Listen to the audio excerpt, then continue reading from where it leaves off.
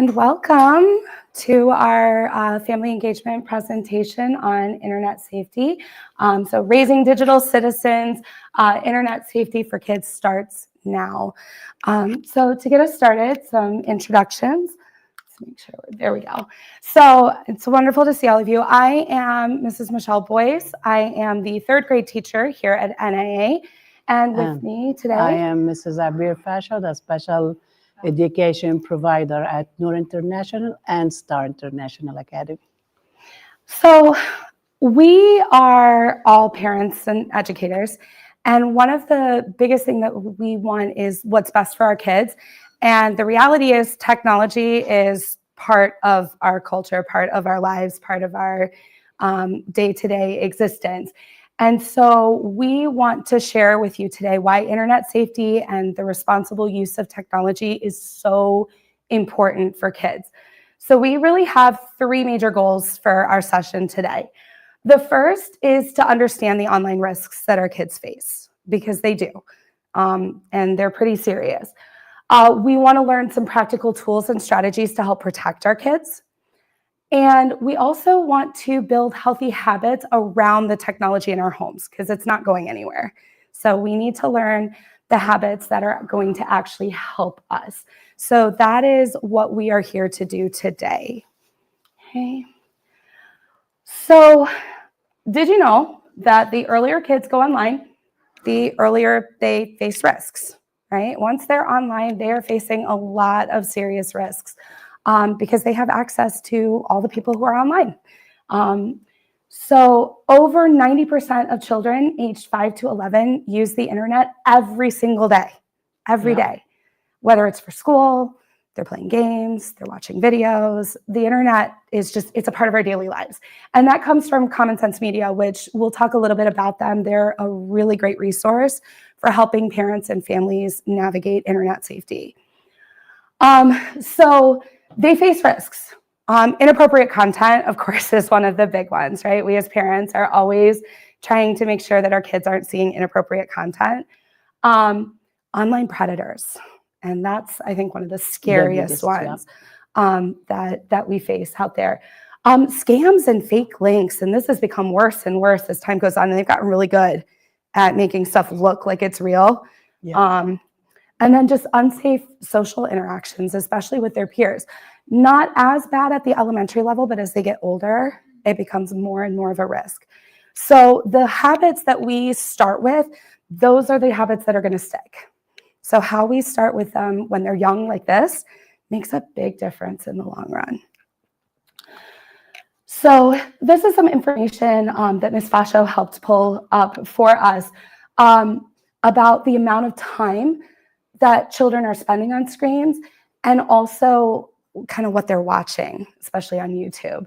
Did you want to speak more about that, Ms. Fasho? Just like the percentage that you see, sometimes you get amazed by the ages because it's age 11 and younger. And you see the total of time that they spend on the internet. So that becoming like the entertainment that parents tend to go to so they can be able to do their work or finish stuff. But it's a healthy habits that we're building with our kids, because whatever habits they build at young age is going to go with them. So let's watch out how we can help our children get engaged by reducing the internet and giving them more creative activities to do. It will help them more. Yeah, quite a bit. So we're going to start today talking a little bit more about the online risks. So we'll start with the safety portion of this. YouTube especially, okay? YouTube, I know as an educator, I pull up educational videos, right, for my students to watch. I've seen it, like there's some amazing stuff available on YouTube. There's also a lot of really inappropriate content and ads, harmful content. And while I'll speak more about it later, I know for my own son, my son's in third grade right now too. So I'm not only a parent I'm not only a teacher of third grade, but I'm also a parent of a third grader as well. And the behavior changes I've seen in my own child versus when he watches YouTube or not watching YouTube, even YouTube Kids, what you think is okay YouTube Kids get stuff snuck in there that is just Especially with ads. with the ads. Especially with ads. They try to get your kids with the ads. And the autoplay. Oh, the yeah. autoplay. You start with something great, and then next thing you know, you're like, what am I watching here? And what is my kid watching? So that autoplay can be really, really harmful. Roblox is really popular with our kids right now. It is very, very popular, but Roblox there's a lot of risk there because there's a lot of uncontrolled social contact, and Roblox opens them up to chatting with strangers. There are fake games, there's inappropriate avatars, there's all kinds of stuff in Roblox that's putting our kids at risk. Similar style of gameplay, but a little bit better. Minecraft can be a great game for creativity if you're playing it alone.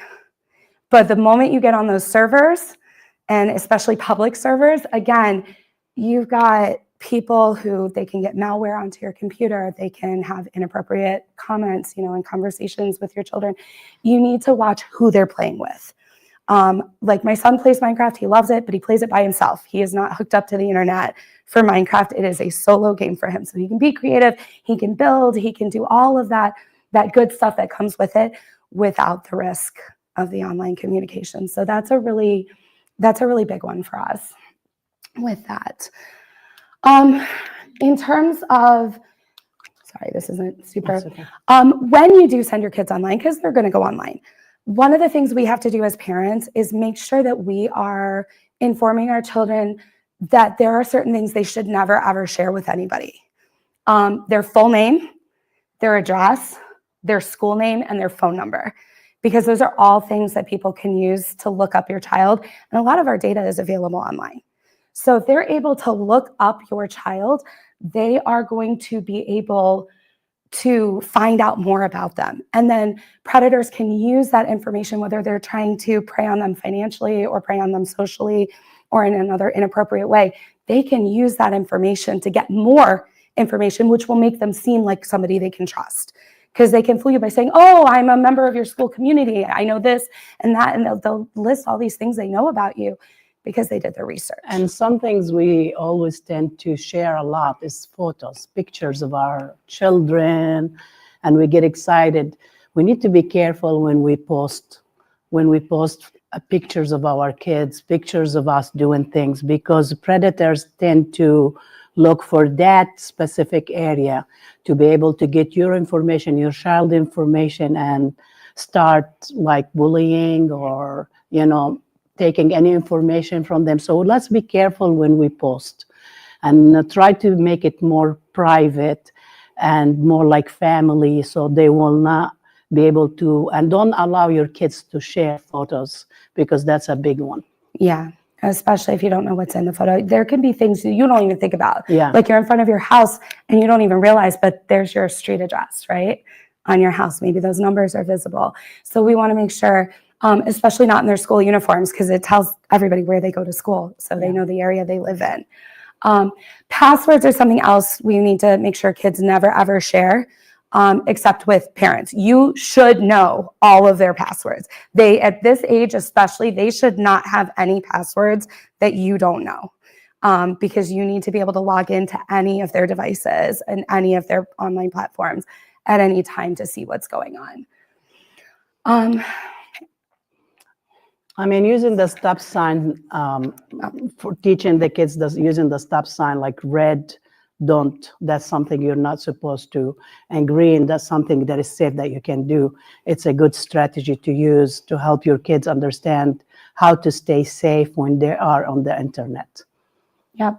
And so, and some things just ask first, like if it's a friend from school and they want to share something with them, come and ask you. That way you can verify, yes, that is actually a friend at your school and not just some stranger posing as a friend at your school. So the other risk that our kids are at when they are communicating online is at risk of cyberbullying. And cyberbullying has become more and more of a problem as the years goes on. As the years go on. When I was growing up, for me, it was only in-person bullying. We didn't have cyberbullying. But now with technology and social media and the internet being constant companions, one of the biggest problems that comes with this is that it's all day, all night, right? There's no escape. It used to be if you were being bullied at school, you could go home and you were free from it for a little while. School was the problem and everything else was okay. Now it's all the time, right? They can't escape it. And while both types of bullying, traditional and cyberbullying, do serious long-term damage, this has become more of a risk. And the long-term effects, because you have strangers who can view this, stuff can be left up there. It can be searched later in your life, like Even fake information about your child.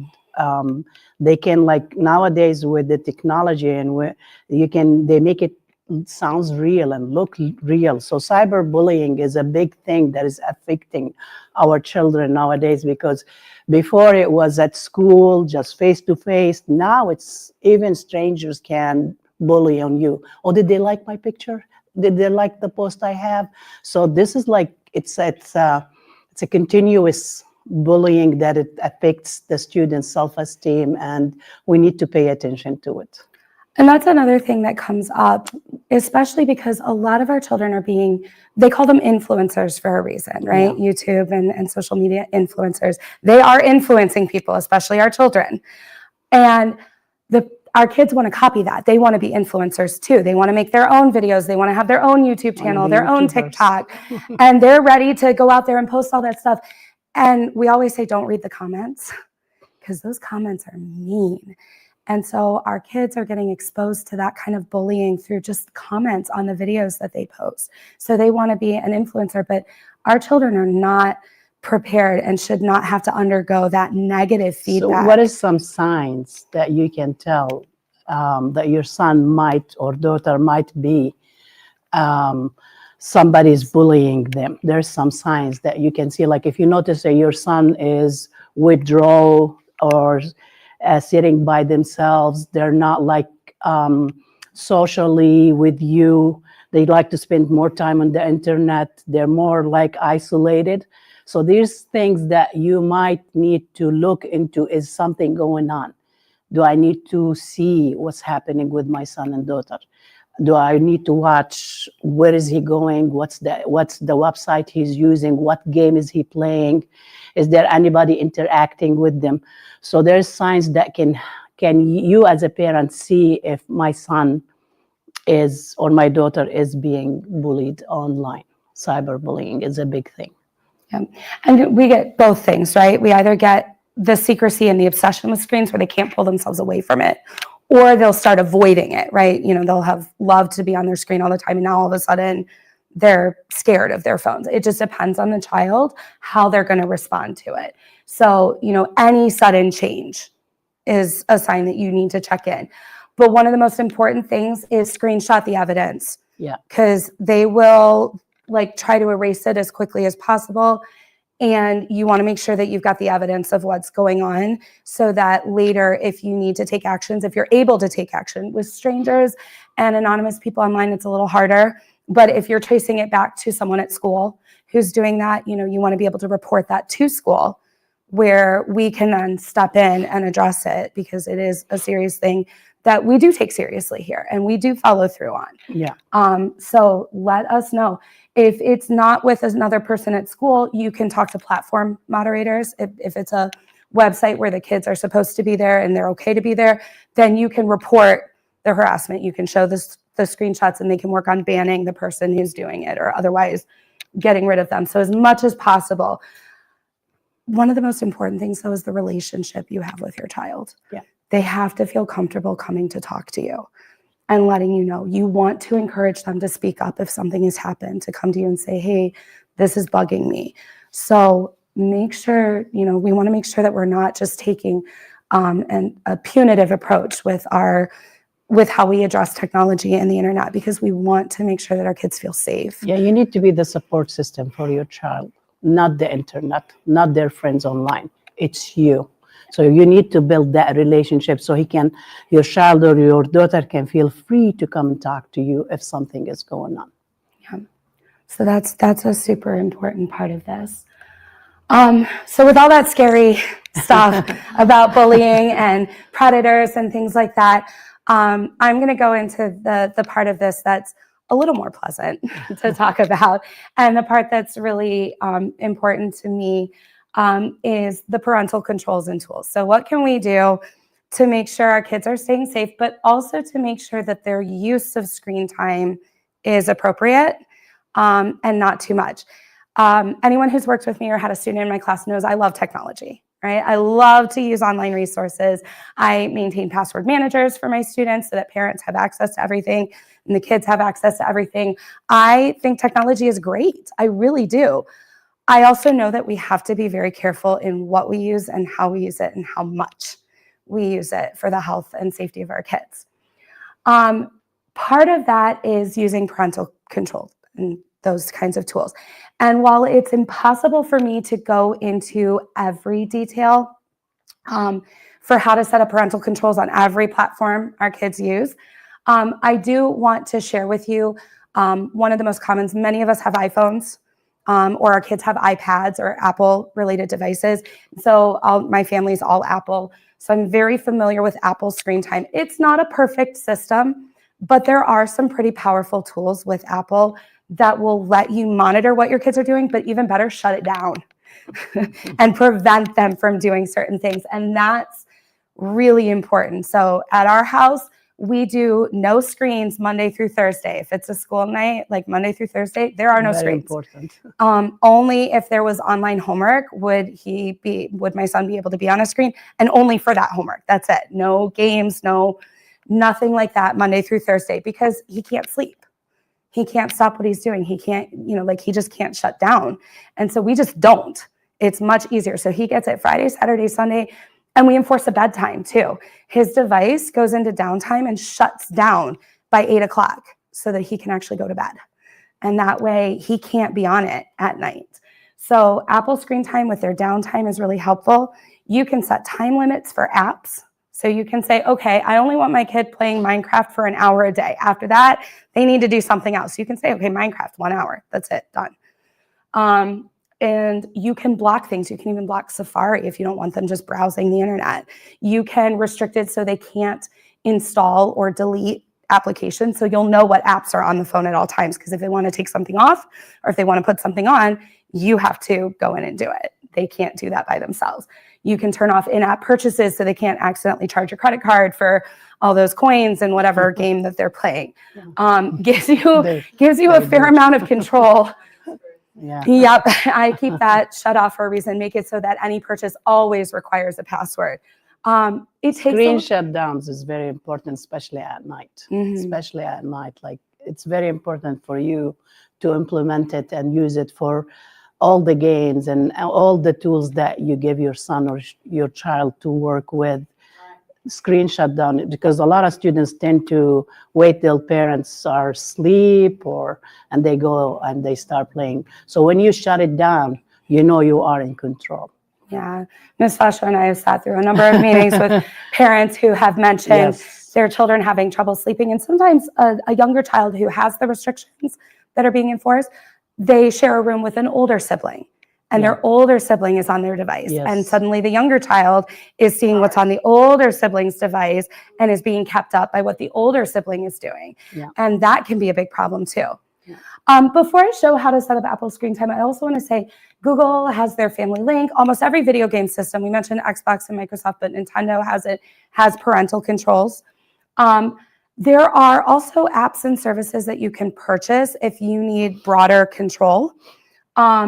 One of the ones that I'm the most familiar with now, I haven't needed to purchase it yet because my son is too young to have a phone, but I've heard good things about Bark. Yeah, it's a very good one. Bark makes really good tutorials about setting up. And the one we're going to look at is actually from Bark about how to set up Apple screen time. But they have tutorials on how to set up parental controls for almost everything. And there's a link in this presentation, and we're going to share the links to all of these resources and the video that I'm about to share with you in a Parent Square message following this presentation, so that you can go through and find all of the resources that we're talking about here. So we'll make those available to you. But Bark is a really strong one. There's a few others out there as well. You can do some research to see which one works best for your family and your devices, your needs. Bark, I know, also sells their own like watch and phone, but you don't need their watch and phone. You can install the app on other devices. So we are going to see just like 5 minutes. It's about 7 minutes long, 7 and they're minutes. going to walk you through step by step how you would set up Apple screen time. And I want to take the moment to actually share this with you because their step by step details are so helpful. And they'll show you how to do it on the individual child's device. You can also manage from your own phone by making sure you have like a family sharing and that they have their children's Apple ID, which will then go to your phone. So you can do that as well. I had a crazy idea. We were surprised that no one had done it before. Success? Hi, it's Caroline from Bark, and today we're going to talk about how to set up Apple Screen Time. To get started, click Settings and then click Screen Time. Next, click Turn on Screen Time. Your phone will display a message explaining what Screen Time does. Click Continue. Next, click This is my child's iPhone. At this point, your phone will give you the option to set up a few of the Screen Time features. You can go ahead and do that now, or you may choose Not Now to set it up later.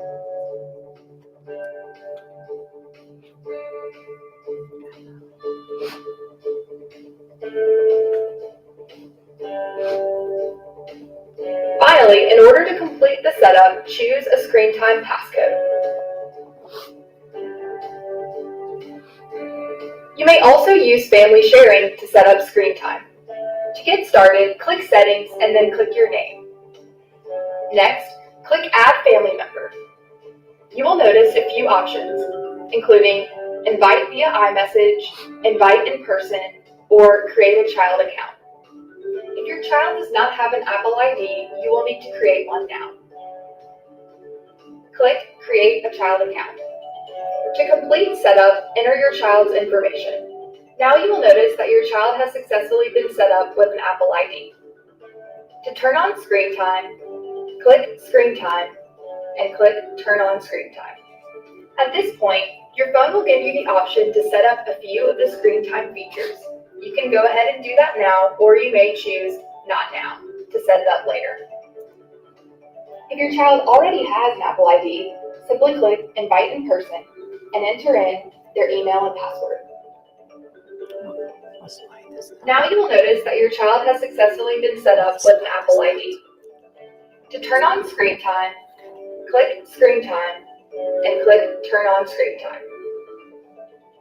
At this point, your phone will give you the option to set up a few of the Screen Time features. You can go ahead and do that now, or you may choose Not Now to set it up later.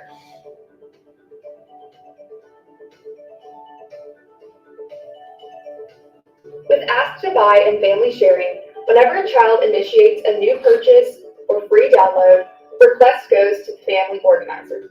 The organizer can review the item and approve the purchase or decline the request right from their iPhone, iPad, or iPad mini. If the family organizer approves the purchase, the content downloads automatically to their family member's device. However, if they decline, no purchase or download will take place. Please note, the family organizer can turn on Ask to Buy for any family member who isn't an adult. It's on by default for any child under 13, and you will be asked to set up Ask to Buy when inviting anyone under 18. To permit iTunes and App Store purchases, go to Settings, then click Screen Time. Next, tap Content and Privacy Restrictions, then enter your passcode. Tap iTunes and App Store purchases, then choose a setting and set to Don't Allow. To restrict the built-in apps and features on the iPhone, first click Settings, next tap Screen Time, then tap Content and Privacy Restrictions. You will be prompted to enter your Screen Time passcode. Next, tap Allow Apps. From here, you may select the apps that you want to allow. Please note that if you turn off an app or feature, it won't delete it, it's just temporarily hidden from the home screen. For example, if you turn off Mail, the Mail app won't appear on the home screen until you turn it back on. To prevent explicit content and content ratings, click Settings, then tap Screen Time. Next, tap Content and Privacy Restrictions, then tap Content Restrictions. From here, you will be prompted to enter your screen time passcode. Next, choose the settings you want for each feature or setting under Allowed Store Content. There are several types of content that you can restrict, including ratings for movies, books, TV shows, and apps. You can also prevent the playback of music videos, podcasts, and news containing explicit content. Finally, you may prevent sharing what you're listening to with friends and seeing what they're listening to. With the release of iOS 13, you can now set limits for specific apps. To get started, click Screen Time and then click App Limits. Click Add Limit, enter your screen time passcodes, and then choose the app that you would like to limit. Your child will also be able to access social networking sites via Safari. So now's a good time to list those under websites. For example, your child is able to access Instagram on the web, even if their time limit has run out on the app. Downtime is a feature of screen time that allows you to set a schedule for time away from the screen for your children, including during meals or at bedtime. If your child tries to access their device during downtime, they can request more time from you. To get started, click Settings and then click Screen Time. Next, tap Downtime. You may choose from the following options. Set up the same downtime schedule for every day, or set up a different downtime for each day of the week. Apple has revamped its permission settings, which makes it more difficult for companies and developers to track where users are. This is especially relevant for families with children who are active on social media. Prior to this update, photos automatically included metadata that logged where they were taken. To turn on this feature, tap Settings, then tap Privacy, tap Location Services, then tap Camera, and under Allow Location Access, choose Never. In order to prevent your child from making changes to these parental control settings, tap Settings, then click Screen Time. Next, tap Content and Privacy Restrictions, then enter your passcode, and under Allow Changes, select the features or settings you want to allow changes to and choose Allow or Don't Allow. In addition to setting parental controls on your child's device, the next safety layer parents and caregivers should strongly consider is a monitoring solution to assess the content their kids encounter and produce online. By monitoring text messages, YouTube, email, and 24 more different social networks for potential safety concerns such as cyberbullying, self-harm, violence, sexual predators, and more, BARK allows busy parents to rest easier, knowing their kids are better protected from digital dangers. To sign up or learn more, please visit bark.us. So of course they have to have their advertising at the end. But the link will be shared with you. Yes. But sorry, it likes to autoplay. But the main thing with setting up that whole don't allow your children to make changes, that's a really important feature. You go through all of that, make sure they can't go in and undo it. That screen time passcode is really important. So hopefully that's helpful, and we'll link that video directly, plus the page that has all of their tutorials that you can scroll through, because even with the ad at the end, it gives you a lot more control. And so downtime, for example, if there's a day you don't want them to have access at all, you could set it, okay, so it's gonna do downtime for all but just a couple minutes of the day. Usually I set it for when he's in school, so he can't, that won't even come up. And it's amazing because even now he's so used to those limits, he doesn't test the boundary anymore. My own son doesn't test the boundary anymore. He knows, and so he doesn't even try to go get on it. There's no point. And so he just lets it be. But one of the big things, and I did pull some of the actual research, and I'll link some of the pages that kind of back this up, is not all screen time is the same, right? We can't there's this tendency right now for people to go in and be like, oh, okay, screen time is bad, let's just shut it down and turn off all the screens. That's not gonna happen. Your kid's gonna fight back. There's too many useful things. We don't wanna shut down everything, but we do wanna be mindful about the effect of what we're viewing and what we're interacting with the effect that that has.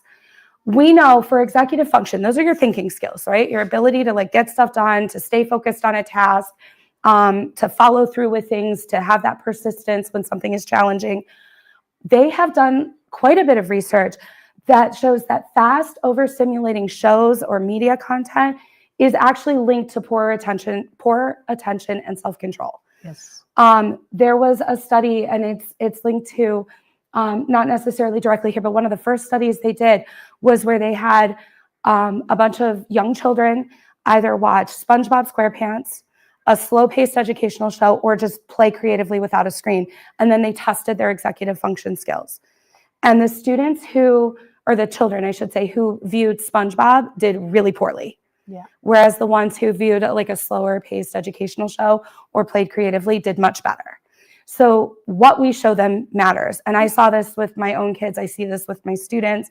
If they're watching a lot of short form video, if they're watching those frantic, high energy cartoon shows, suddenly they're all riled up. They're anxious. They can't focus.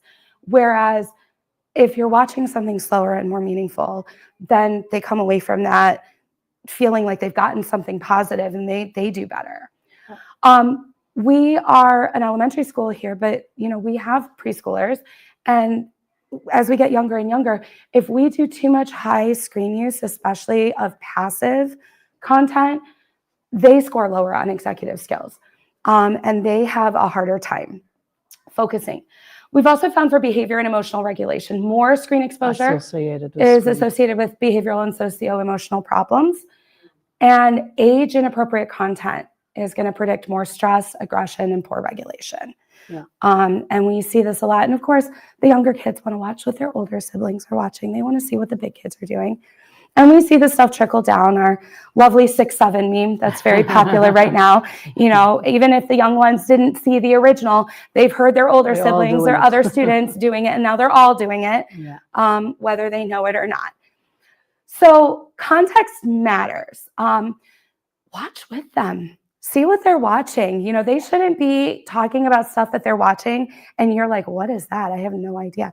Make sure you're watching with them, because then you can tell for sure whether this is good programming or not. My son started watching a cartoon on Disney Plus. It's Disney Plus, right? What am I worried about on Disney Plus? But his behavior when he was watching it was started to get really bad. I watched it with him and I was like, nope, we're not watching this show anymore. This is not a good choice. Very important to sit and watch with your kids. Make sure you know what they're watching. Another thing that is really missed, it's mealtime.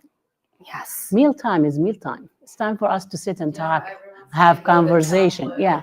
No tablets, no TV shows, no any distraction. How many of us are sitting at the table? Have a family connection. We're all doing this, right? We're sitting at the table. And even you see it when... Yeah. Yeah. It's like it's a lost thing. You go to a restaurant and you see two people sitting, one on the phone and the other on the phone, and they're not even having conversation. Yes, and exactly. So meal time is family time. Mm-hmm. It's family time. Yep. You need to sit with no distraction. We also emphasize that social engagement. When we talk about the cyberbullying and some of these issues our kids are having socially, one of the reasons we're having social problems is they're not getting time to practice interacting with other people. They're so engrossed in their screen that they're losing out on that social interaction piece, especially face-to-face contact. They don't know what to look at. They don't know how to look at somebody. They don't know how to read body language. They're losing a lot of those skills because they don't get time to practice. So we want to make sure their eyes have a break from the screens. It's not a no screen. It's just setting to make sure we're not just doing background, that it's not always on all the time. So what can parents do? Choose age-appropriate educational and slower-paced content. I know in our house, we don't allow, that changed its formatting. We don't allow YouTube at all with our son because there's not enough control. So if there's something to watch on YouTube that I want to show him or that he wants to see, he can ask me, I can pull it up and decide whether or not he can watch it. Best way is to watch with your son. Yep. And there's a lot of nice educational, like help the students develop the needed skills that you can sit and watch with your son and discuss it. And, what do you like about it? Can we do the experiment together? Stuff like that, that is really helpful to your son or daughter. So you can pick, you can choose the right things that you watch and sit and watch with your son or your daughter. It's a good way to do it. And when we watch with your child and talk about what they see, not only is that building good, like, use of technology, but that's going to carry over academically too, because those comprehension conversations that you have about media, it's the same thing you do when you read. So the more you talk about what you're seeing, what you think about it, critical thinking skills, how are they trying to persuade you? Talk about those advertisements. What are they trying to get you to do? How do you know that? They're trying to sell you this product. How do you know this product is any good? Are you just going to take their word for it? What are you going to, those critical thinking skills don't just have to come from assignments your teacher gives you, right? And says you go do this. They can come from this too. They should come from this too. They're going to watch media. Compare it to them. If they're watching something that was based on a book, watch the movie and read the book. See how they compare. Choose outdoor activities. You choose outdoor activities, like do outdoor activities with your son and daughter. Like when we had a snow day, go outside, build a snowman, like do fun things with them. Like we can choose to do fun things with our kids. Reading time, have a reading time. Like at the end of the day, before going to bed, they should pick a book and sit and read, and you model it to them. You sit and read. They're going to sit and read. So modeling the right behavior, it also will help your child and your daughter. Yeah, and that's another big thing. The research suggests that kids need like quite a few hours outside every day. And most kids are lucky if they get like 20 to 30 minutes. But there is a lot of research that suggests kids need like 5-6 hours. Practically, we can't always do that, especially living in Michigan in the winter. I'm not sending my kid out for 5 or 6 hours in the snow and the cold. It's, we have to be practical. But as much outdoor time, that natural light, that fresh air, it makes a big difference. And it helps them calm down. It helps their nervous systems just calm down, helps them regulate. Outdoor play, especially creative, unstructured outdoor play, is fantastic. There is nothing like that. The way we grow. So turning our screens off, balancing that digital time, outside, reading, outdoor play, all of that. So it's not that we can't have our screens. It's that we just have to be very careful in how we use the screens and what we view on the screens. And part of it, what I like about parental controls is let's be realistic. As parents, we can't be over every kid's shoulder every day. As much as we want to be, we've got things to do too. Our kids, sometimes it's something to keep them occupied. And sometimes we just have too many kids, and we can't be with all of them at once. So those parental controls, they're an extra layer of security, right? It's something that can hold the limits when you can't physically hold the limits for them. So healthy screen time habits, 3 really easy habits. Have tech-free zones. Bedrooms, big one. Don't let your kid run into their bedroom with their stuff. If they're going to be playing on their devices, they should be out in a communal area. They can't hide stuff if they're not hidden away in another room. Also, that nighttime bit that we talked about, your kids, the devices should be plugged into. What you can do is do like a charging station in the kitchen. Okay, all the devices are going to bed in the kitchen here, and nobody's on their devices, so nobody's sneaking anything in the middle of the night. And even put your phones away. Even if you so we use their iPads to play music when they fall asleep because our kids like sleep time music. We have little Bluetooth speakers. So the Bluetooth speaker can play in their room while the device is out in the kitchen in the charging station. So they don't have the device, but the music is there. So that's an option. Dinner table, of course, should be a tech-free zone. We really want to start modeling that social communication. Screen swaps are a really good idea. Okay, it's like, all right, so we're going to take a 30-minute break from our screens. We're going to go play outside for 30 minutes. And then when you come back, then you can go back. But forcing those breaks or having that swap, like where you just swap out some of what they're doing or take those breaks. And then make it a point, even if you can't view with them all the time, make it a point to sit down with them and have them show you, invite them to show you what they want to watch with you at least once a week with each kid. Just take a little bit of time, watch what they're watching, listen to what they're talking about.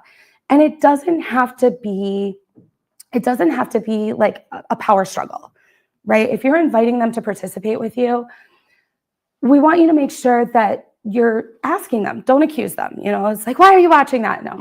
Well, what do you like about Roblox? What's your favorite part of that? And if they're telling you what they're excited about, you can see, is there a way that we can balance this safely, or is there an alternative that will help, meet the same need or interest? Make sure you're listening to them before you just come down with the hammer and set the rules. Listen to them. What do they want and why? Try to kind of get, like, we call it going upstream, like try to figure out what's causing the behavior, what's causing the interest. You can create a tech contract, and I've got a sample that I'll show you in just a moment, where you're kind of going, what are the agreements about the technology in our household? What are we all agreeing to? And make sure to reassure them. You're here to help them, not to punish them. This is not, I know I tell my kids all the time, like, listen, I'm not doing this because I want to be like mean. I'm doing this because as a parent, as your mom, it is my responsibility to keep you safe. It's my responsibility to help you form habits until you're ready to take over that yourself, because you're a child. That's not your responsibility. It's mine.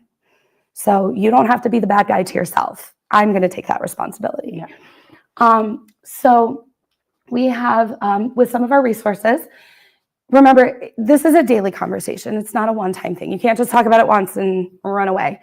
We want to make sure that you're constantly checking in. And the tools are there to support you, but ultimately your relationship with your kid is the most important thing. And you know that you're not alone. The school can help you. The community can help you. There's a lot of online help. So there's a lot of support. And if you feel like you need extra support, we are here to help. So you're not alone. And so some of the links, and we'll share these out in Parent Square. Common Sense Media is great. They have so much information about online bullying. They have information about movies and popular television shows. If you want to know, like, what kind of content is in this thing that my kid is viewing, you can look it up on there and it'll tell you about it. Like, what are some of the things that might be questionable? I've used it as a teacher to decide if something was a good fit for a lesson before I even go and watch it myself. I'll check here, because there can be some red flags to be like, nope, I'm not even going to waste my time watching that, because I can already tell this is not going to be what I want. And then if it says like some things that are okay, then I'll go watch it myself, because I will never show my students something I haven't watched first, ever. And as a parent, that's a choice that we usually try to make, is to make sure we view ahead of time. This is the link that's the guides to setting up parental controls on Bark. So it goes through, depending on what system it is, it'll have quite a few. And then as you get to the end, you can expand it. It'll go down even further. But I wanted to show you this sample tech agreement. This is actually from Common Sense Media. And it's a family media agreement. So it does things like how to take care of the actual devices, the technology itself. We want our kids to be responsible with the devices. Those things are expensive. We don't want them being careless with them, but also understanding, unless I have paid for a device with my own money or it was a gift, I understand that it belongs to the family member who bought it. So who does it really belong to? Staying safe about, I will not create accounts or give out private information. Things like that.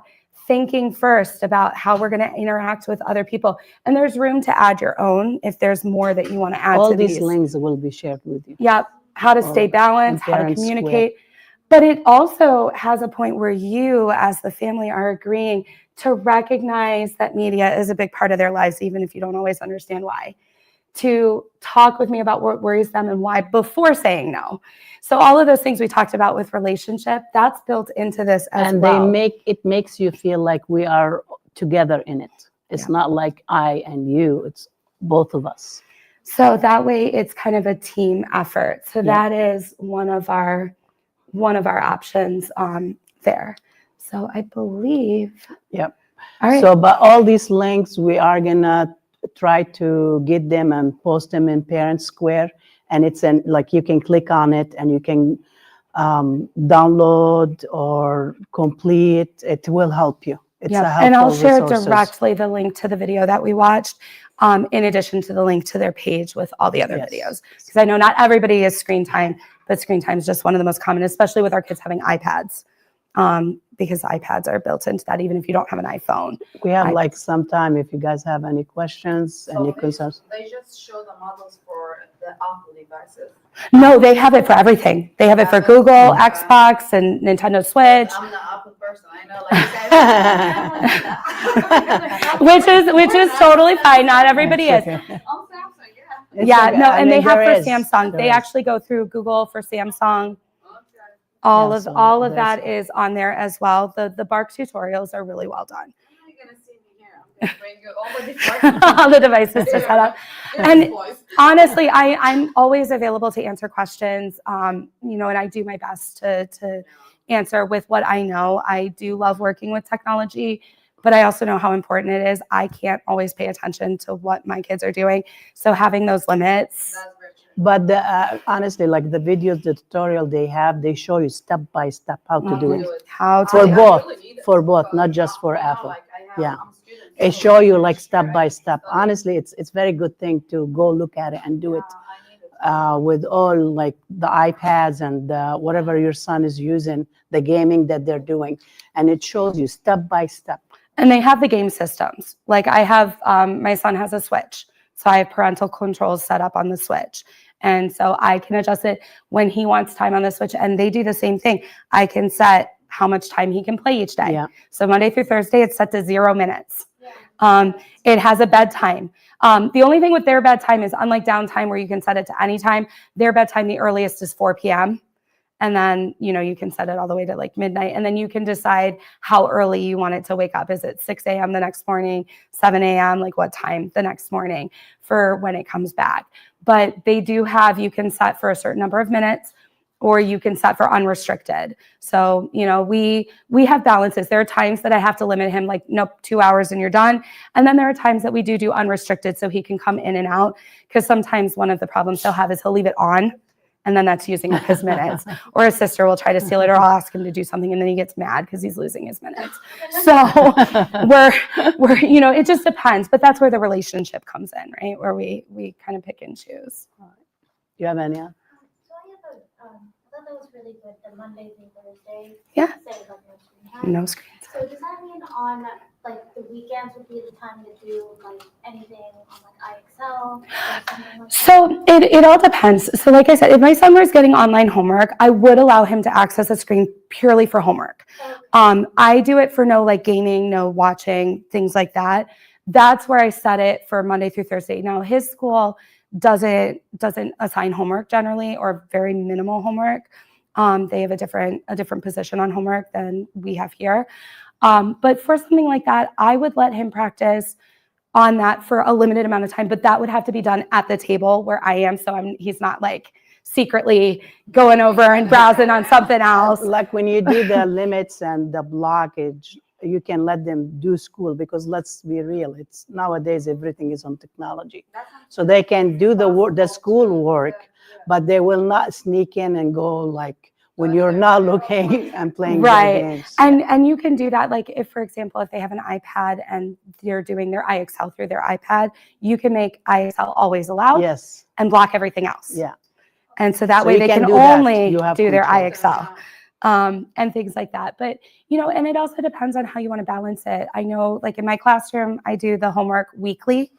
So they get it on Monday and it's due on Friday.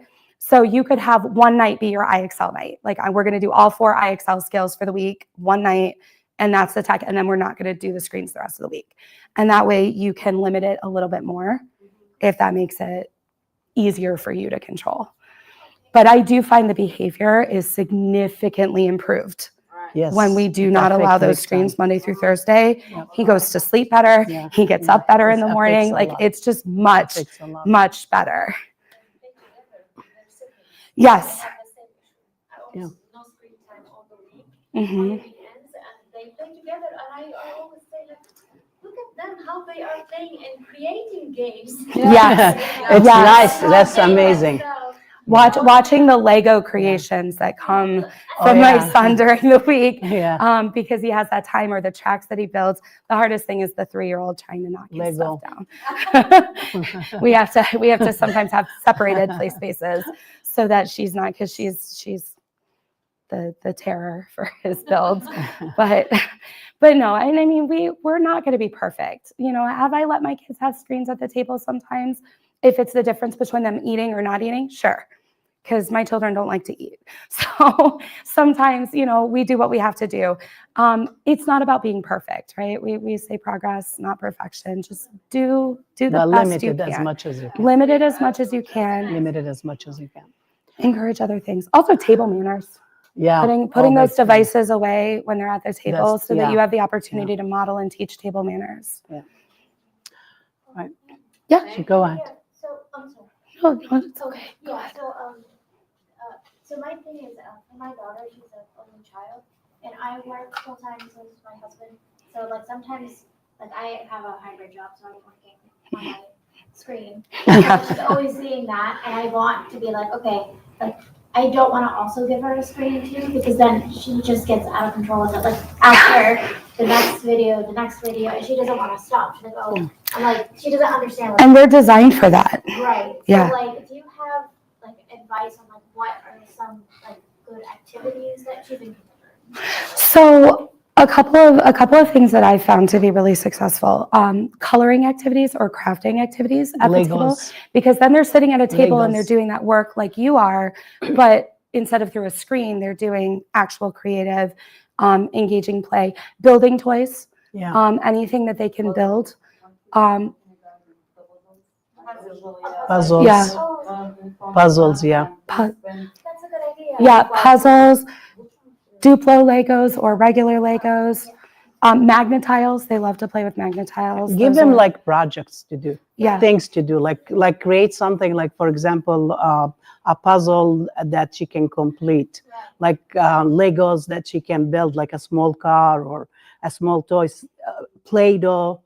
Like give her things to keep her interactive. I don't know if you know the name specifically, then kinetic sand. Kinetic sand. I was Kinetic actually just about to sands. mention that. Kinetic sense. 3 hours. Yeah. Yeah. Yeah, that's on their gift list Project this year. Yeah, drawing, is kinetic art. sand. Everyone's talking about it this year. Kinetic Yeah. sand, honestly, and I It's- hate it's a- mess. I hate mess.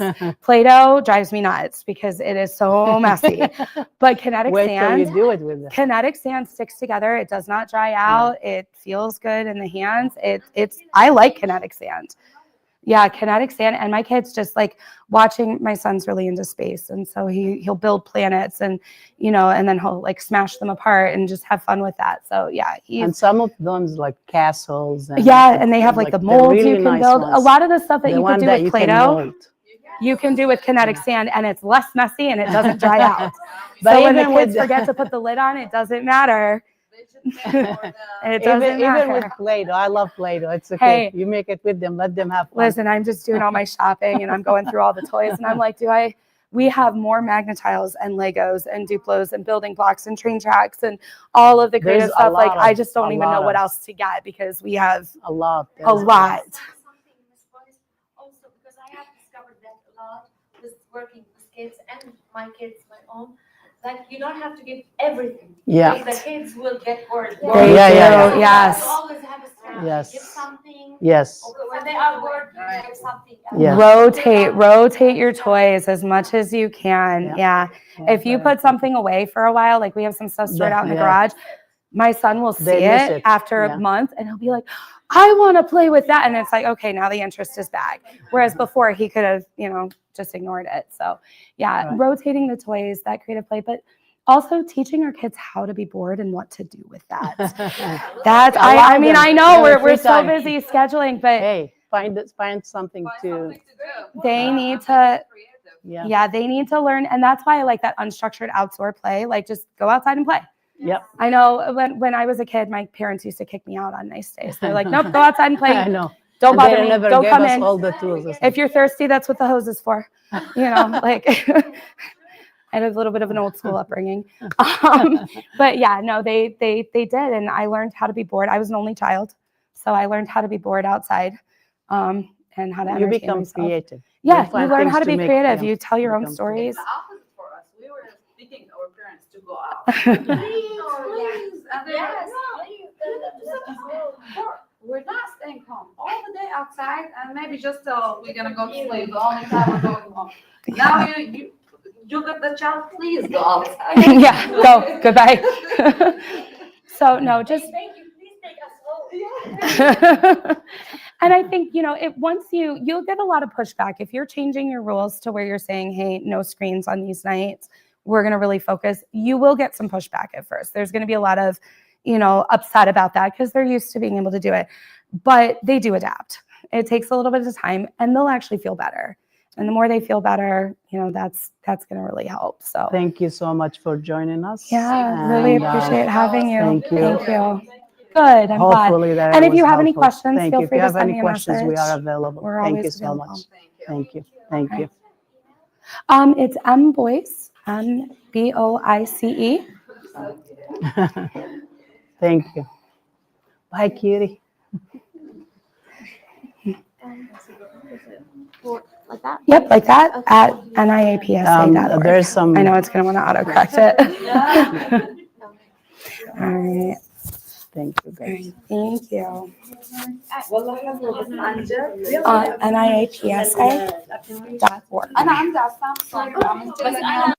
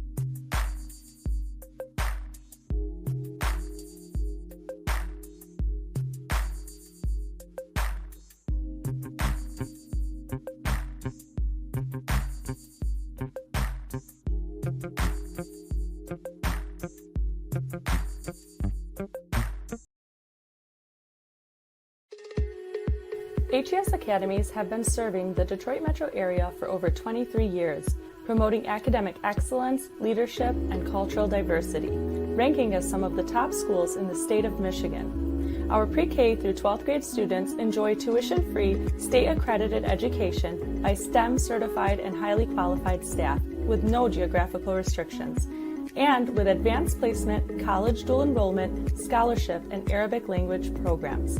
Nor International Academy in Sterling Heights at NIAPSA.org, Star International Academy in Dearborn Heights and in Canton at StarPSA.org, Universal Academy in Detroit at UniversalPSA.org, and Universal Learning Academy in Westland at ULAPSA.org. Join HES Academies today and enjoy a free Chromebook for every enrolled student.